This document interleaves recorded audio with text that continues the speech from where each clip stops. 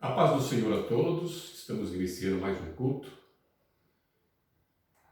Eu sou Emanuel José Martins, membro da Igreja Batista Bíblica em Guarulhos. Nós vamos ouvir um louvor e vamos voltar na sequência para estarmos meditando na palavra do Senhor. Até mais.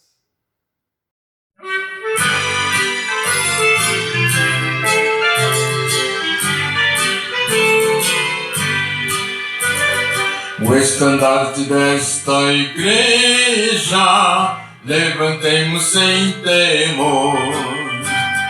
Ela é muito amada esposa do bendito Salvador. É Jesus o comandante verdadeiro que a conduz. Somos nós os seus soldados.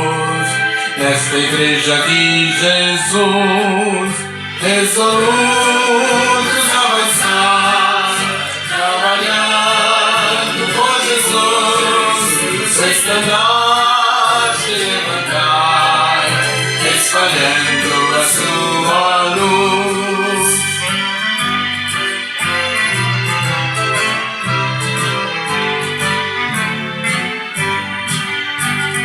Ó igreja, dediquemos nossos corpos ao Senhor. Não devemos ser escravos do sagaz enganador. As riquezas são nos dadas pela terra mão real, e o Senhor do céu observa se fazemos bem ou mal. Resolutos avançar, trabalhando por Jesus, o estandarte levantar, espalhando a sua luz.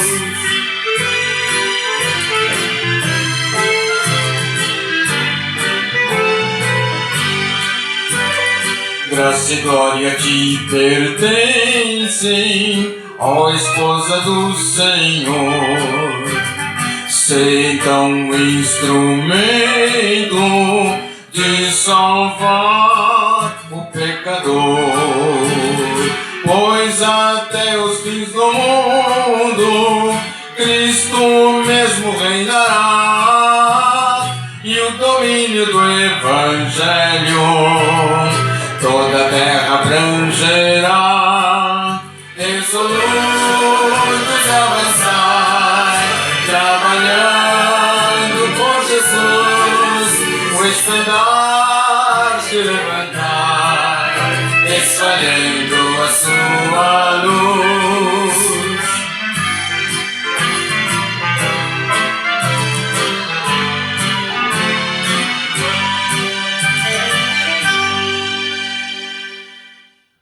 Convido a todos a abrir suas Bíblias, Salmo de número 20, o verso número 7, diz assim a palavra do Senhor: uns confiam em carros, outros em cavalos, mas nós invocaremos o nome do Senhor nosso Deus.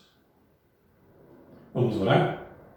Eterno Deus, nós te agradecemos pelo privilégio que nós temos de sermos chamados teus filhos através de Jesus Cristo. Dá-nos a sua direção através do teu Espírito Santo, em nome de Jesus. Amém, Senhor.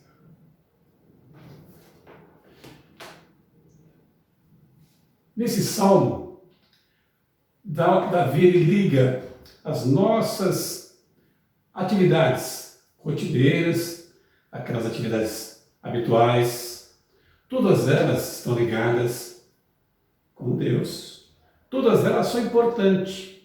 Tudo que eu venha fazer, tudo que você venha fazer, Deus é importante que esteja nela. É assim que Davi coloca nesse salmo. E tem um pensamento que diz que amizade é uma coisa, negócio é outro. Mas para Deus não existe isso. Para Deus todas as coisas são importantes. Nesse salmo, a preocupação de Davi é exclusivamente a guerra. Havia um período difícil, era um período de conquistas, muitas guerras. E a preocupação primordial de Davi era a guerra. A sua preocupação, a minha preocupação, possivelmente, deve ser o trabalho, a saúde, a família. Cremos que nós necessitamos de Deus para termos êxito em todos esses pensamentos, todas essas dificuldades. Trabalho, saúde, família. Assim como Davi necessitava de Deus para ter êxito nas suas batalhas. Só em Deus repousa a nossa confiança. A primeira expressão que nós verificamos nessa passagem diz que uns confiam em carros. A primeira menção que aparece na Bíblia sobre carros está lá em Êxodo, em Gênesis 45:19, quando Faraó ele pede para José que vá buscar Jacó e seus irmãos, as mulheres. Diz assim: a ti, pois, é ordenado fazer isso, tomai vós da terra do Egito carros para vossos meninos, para vossas mulheres e para vosso pai, e vinde. Esses carros utilizados nas guerras eram carros velozes, leves e eram abertos. Praticamente eles tinham duas rodas, eram puxados por 2 ou mais cavalos, e de acordo com o potencial de quem estava guerreando, do soldado, era o tipo de carro. Havia carros com rodas de ouro, de prata, de ferro, de acordo então com o quesito do soldado, era o seu carro. Esses carros foram encontrados pelos arqueólogos quando estavam pesquisando a passagem do Mar Vermelho, quando o Senhor ele destruiu completamente o exército de Faraó. Outra menção que Davi usa aqui é que outros também confiam em cavalos. Os cavalos, eles eram os motores que moviam as guerras. Os animais não serviam somente para carregar os combatentes. Os animais eram vitais para o envio de mensagens, para o transporte e também para o suprimento. Esses animais eram adestrados para o combate, não eram simples animais. O cavalo também foi utilizado no século passado, quando da Primeira Guerra Mundial. Então, a utilização desses animais, ele está ligado a um período não tão distante nosso. Na Primeira Guerra Mundial, no século XX passado, eles foram utilizados, conforme a história nossa. O preço de um cavalo, ele pode nos levar a uma coisa absurda. Tem cavalo que custa mais de $100 mil. Mais de $100 mil. São cavalos utilizados para corridas, para saltos de obstáculo e também para adestramento. Mas o salmista ele fala mais uma coisa. Ele citou: uns confiam em carros, outros em cavalos, e ele continua: mas nós invocaremos. Em outras traduções diz: nós faremos menção, nós confiaremos, nós gloriaremos o nome do nosso Senhor, nosso Deus. Por que o salmista fala isso, sendo que ele era um guerreiro? Porque a situação dele era uma situação muito difícil. Davi, lá em 1 Samuel, capítulo 22, do 1 ao 2, ele saiu fugido para não ser morto da casa de Saul. E diz assim a palavra do Senhor: então Davi se retirou dali e escapou para a caverna de Adulão. E ouvindo seus irmãos e toda a casa de seu pai, desceram ali para ter com ele. E na sequência, diz assim no verso seguinte: e ajuntou-se a ele todo homem que se achava em aperto, e todo homem endividado, e todo homem de espírito desgostoso, e ele se fez capitão deles, e eram com ele uns 400 homens. Essa quantidade de homens ela vai aumentar no decorrer dos acontecimentos. Vai chegar em torno de 600 homens, mas todos com as mesmas características. Pessoas endividadas, com muitas dificuldades na sua vida. Então este era o exército de Davi. Eram os homens que ele tinha para lutar. Enquanto que do outro lado, aquele que ia combater com ele possuía um exército muito forte, que era o rei Saul. A situação de Davi era tão delicada que no capítulo anterior, no 21, do 10 ao 15, ele teve que fingir de louco para não ser morto. Em 1 Samuel, capítulo 23, 14, diz que Davi permaneceu no deserto dos lugares fortes e ficou em um monte no deserto de Zif. E diz a palavra: e Saul buscava todos os dias. Saul buscava todos os dias.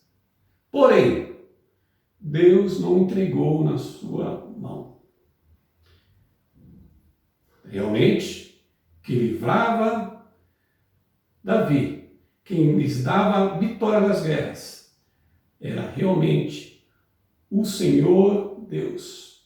Por isso ele usa a expressão: nós confiaremos, nós faremos menção exclusivamente no nome do nosso Deus.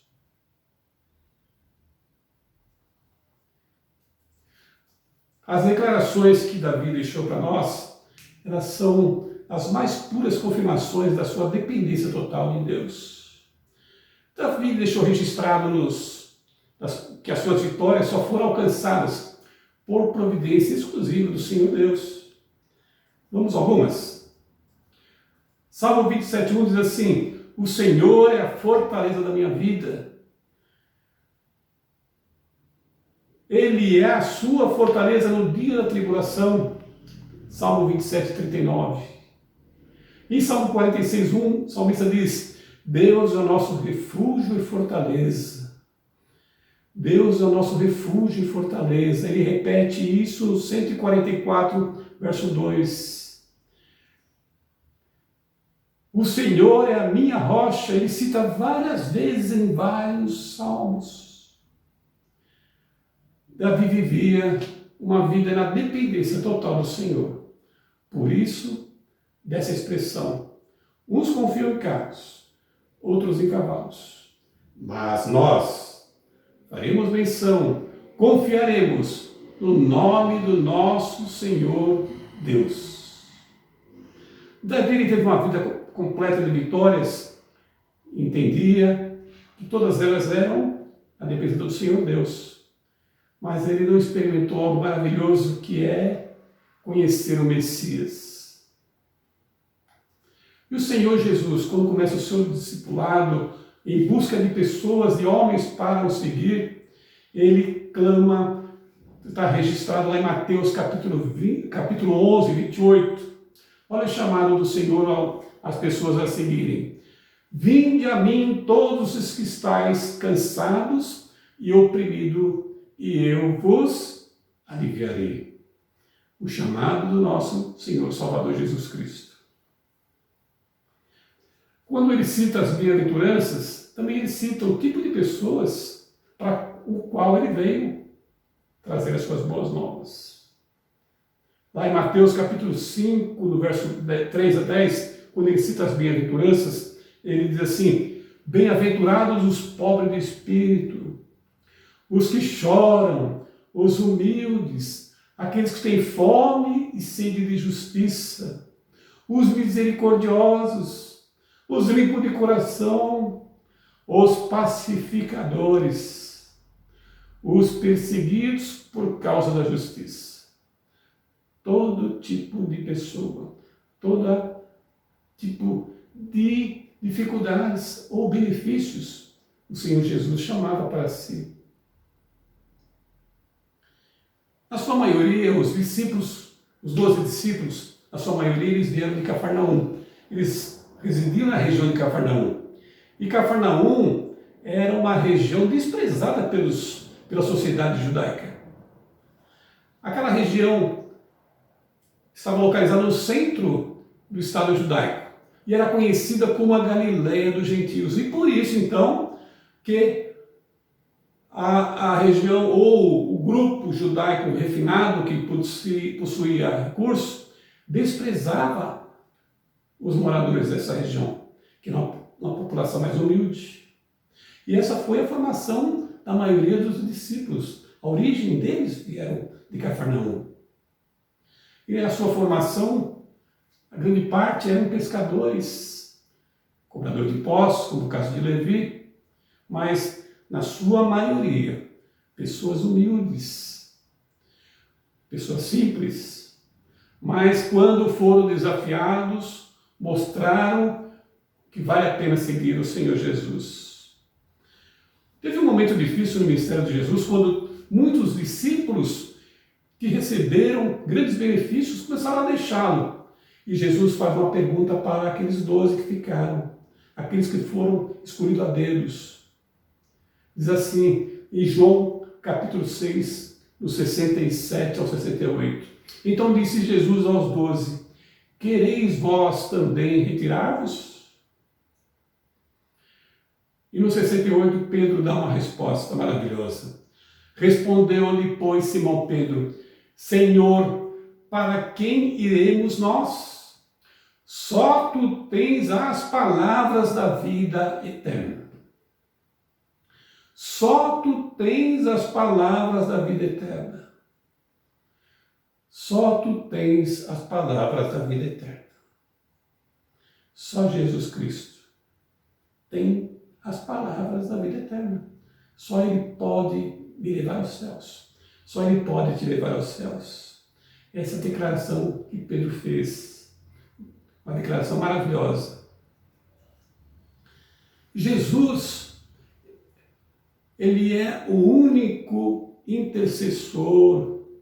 Lá em Isaías capítulo 59, 16, diz assim, e vendo que ninguém havia, maravilhou-se de que não houvesse um intercessor. Por isso, o seu próprio braço lhe trouxe a salvação e a sua própria justiça o susteve. Jesus é indispensável. Jesus é o nosso único remédio. Em Evangelho de João, capítulo 6, 14 a 15, diz assim, e como Moisés levantou a serpente no deserto, assim importa que o Filho do Homem seja levantado, para que todo aquele que nele crê não pereça, mas tenha a vida eterna. Jesus é o nosso único alimento. João 6,35 diz assim, e Jesus lhes disse, eu sou o pão da vida, aquele que vem a mim não terá fome, e quem crê em mim nunca terá sede. Jesus é o único que pode salvar. Jesus é o nosso único Salvador. Lucas escrevendo em Atos, registrando em Atos, capítulo 4, verso 12, diz assim, e em nenhum outro há salvação, porque também debaixo do céu nenhum outro nome há dado entre os homens, pelo qual devamos ser salvos. E Paulo escrevendo aos Coríntios, para terminarmos.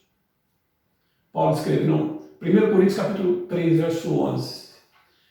Paulo diz assim, porque ninguém pode pôr outro fundamento, além do que já está posto, o qual é Jesus Cristo. Em nenhum outro há salvação. Assim como Davi esperava no Senhor,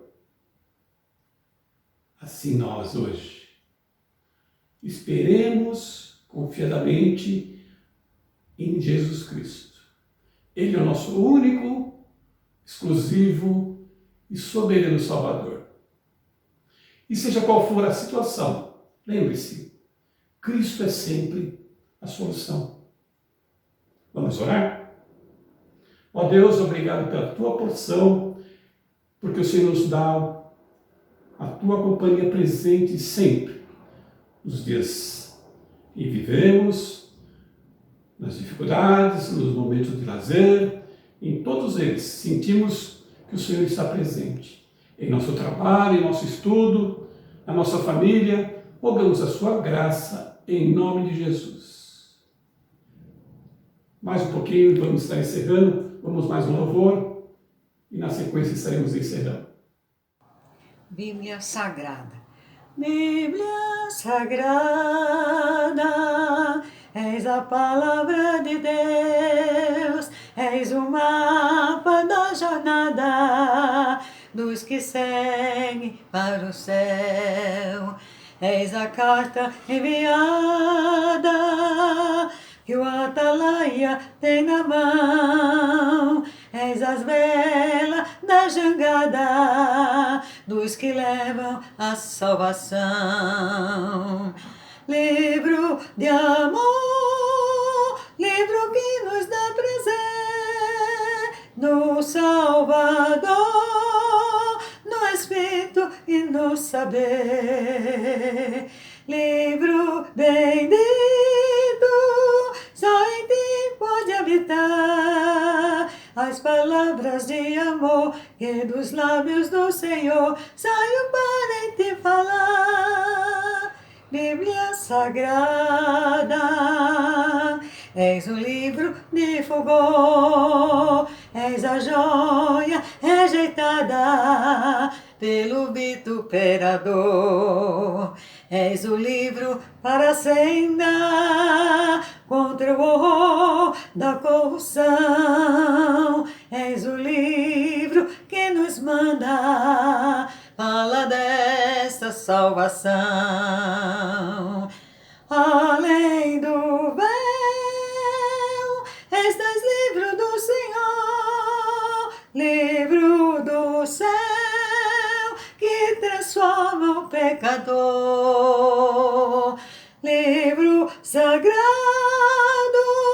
bem-aventurados são os que cantam o louvor, que registram com amor pela nossa salvação. Bíblia Sagrada, és a luz no meu Brasil, és a lança e a espada desse povo varonil. És dos dedos os brilhantes, és do jardim a linda flor, és a luz mais radiante que nos mostra o Salvador.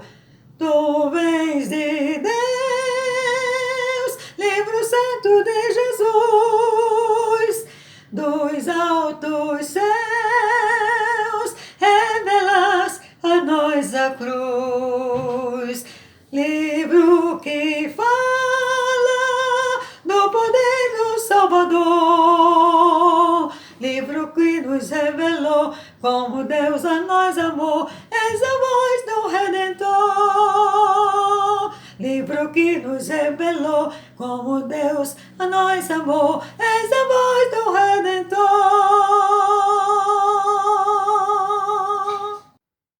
Obrigado, Deus abençoe você, uma excelente semana, em nome de Jesus.